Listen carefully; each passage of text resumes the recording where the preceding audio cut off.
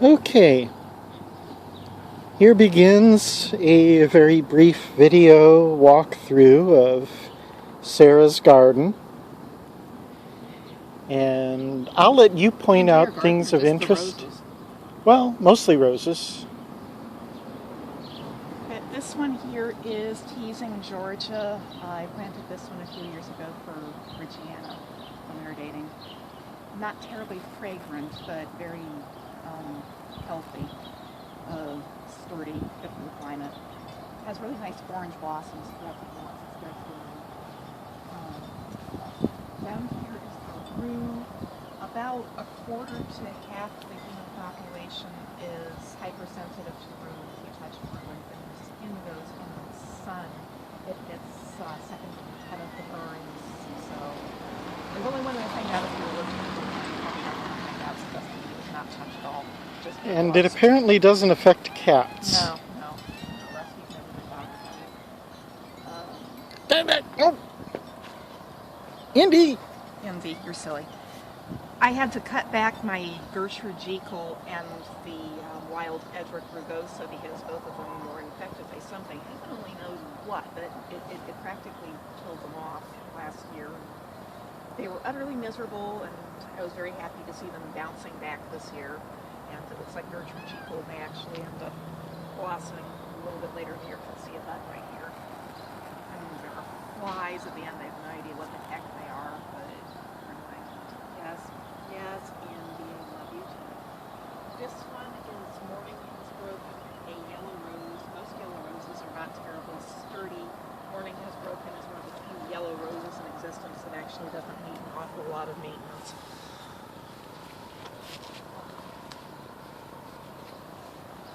This is going to end up being my poison garden.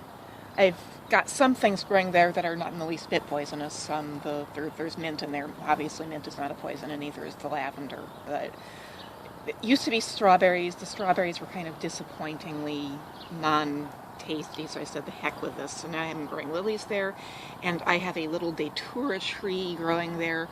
Hopefully, by the end of the summer, it will be about 12 feet tall, and it'll have huge, fragrant blossoms. And it's a contact poison. You don't even want to touch that one. I have moonflowers growing there. The seeds from those are kind of like morning glory seeds. You really don't want to eat them unless you want to be tripping balls. I'm going to be growing a few other things there as well, like hemlock, but that's kind of a work in progress. This is my original lily plot. These are oriental stargazer lilies, and this looks like a really cute little ladybug right here. And those are the lupines. Oh! Back here is my husband's rose, and looks like we're going to get a nice set of blossoms in a bit. The very first blossom has just started to open, and the rose appears to be blushing a little bit. There's actually a pinkish tinge to it, but once fully opened, it's probably going to be a blazing white like it was last year. This is supposed to be the purest white in existence for any rose. And oh gee, the flies have been eating the leaves. Charming. Yes, indeed, I love you too. Moving right along.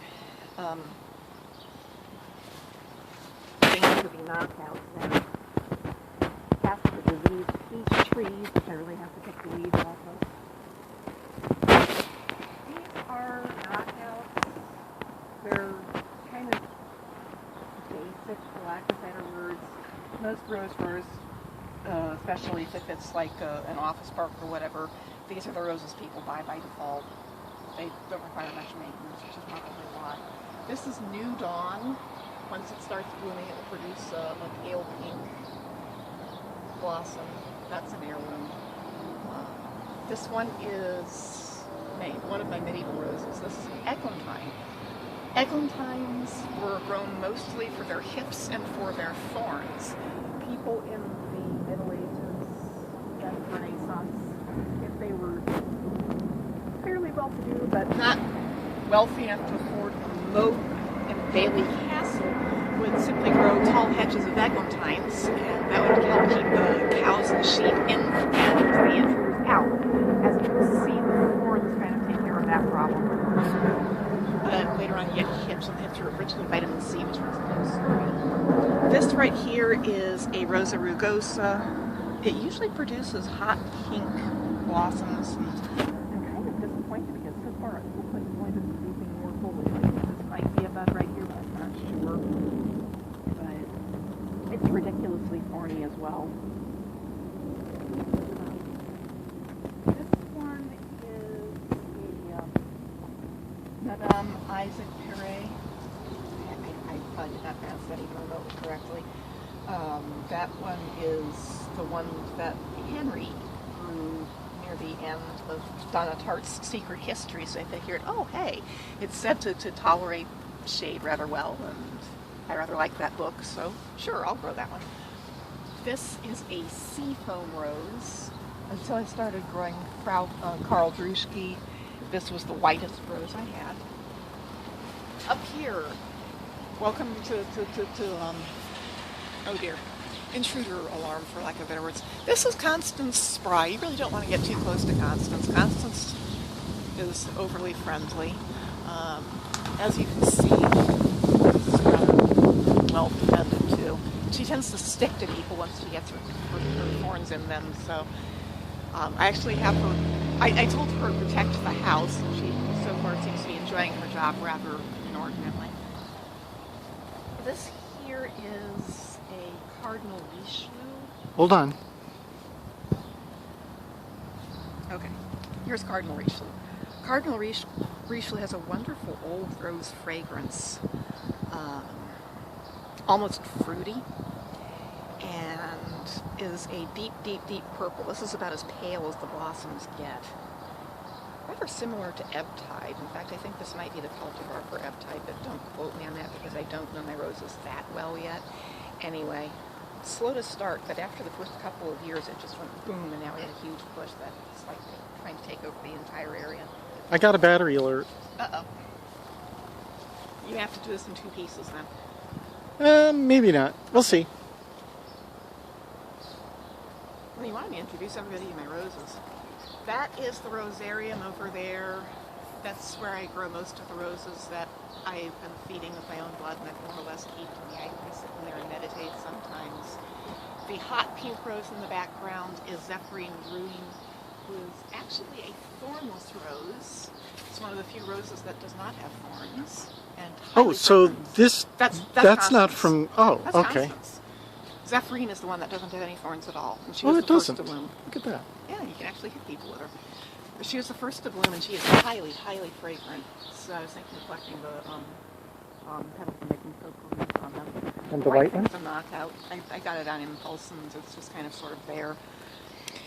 And here's our pond, which isn't running at present, Should have but turned the pond on just for the video. It does look rather nice with the petals in it. Those are Zephyrines petals, by the way. yeah, I should have had the pond running for the video.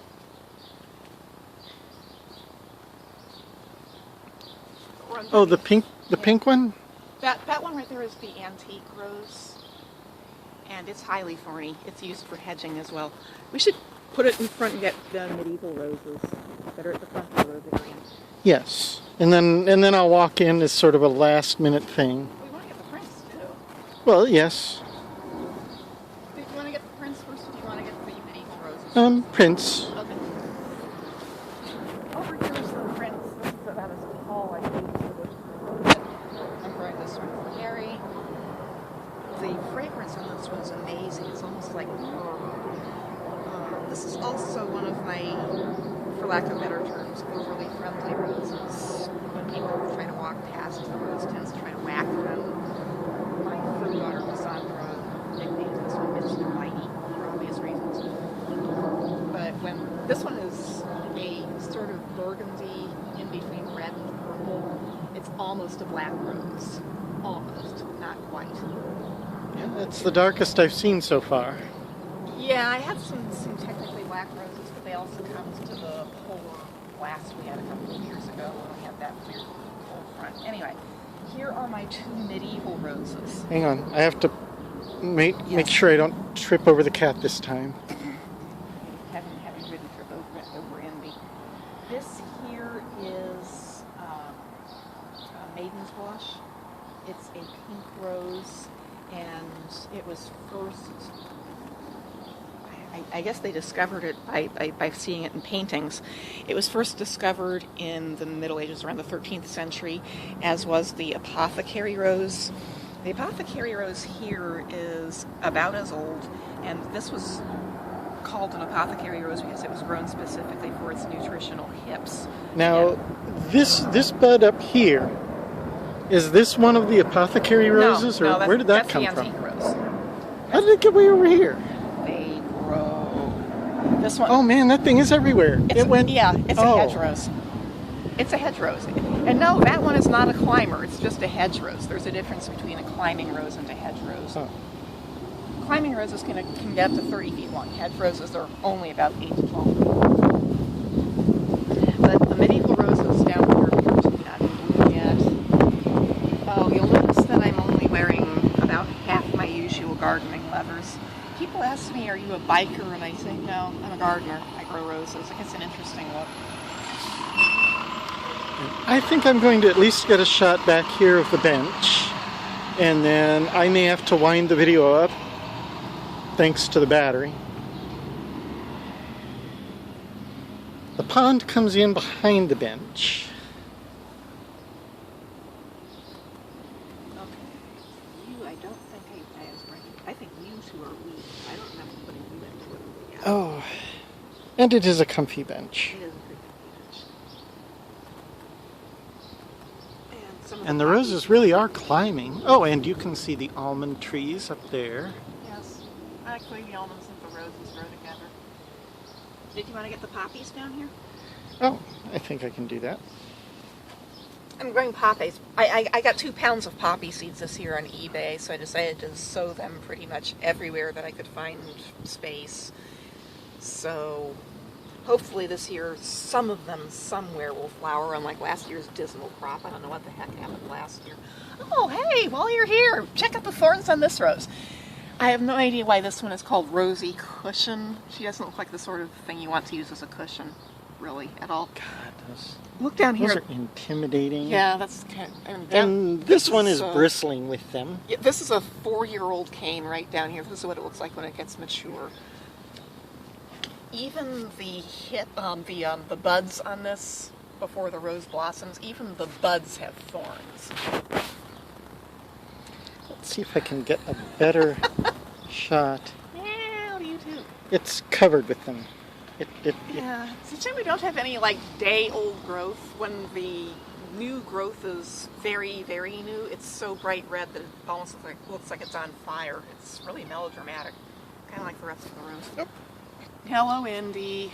Indy wanted to be in the film, I take it. Apparently. Indy, you're a schmooze. Yes. You're such a schmooze. Okay, Indy, I have to wrap this Here, up. let's get Indy out of the way. Thank you. I think I was going to get one of the outside real quick and then...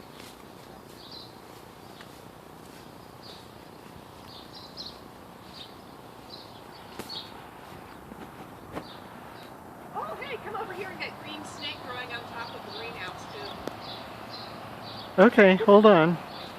Yeah. Yes. Yeah.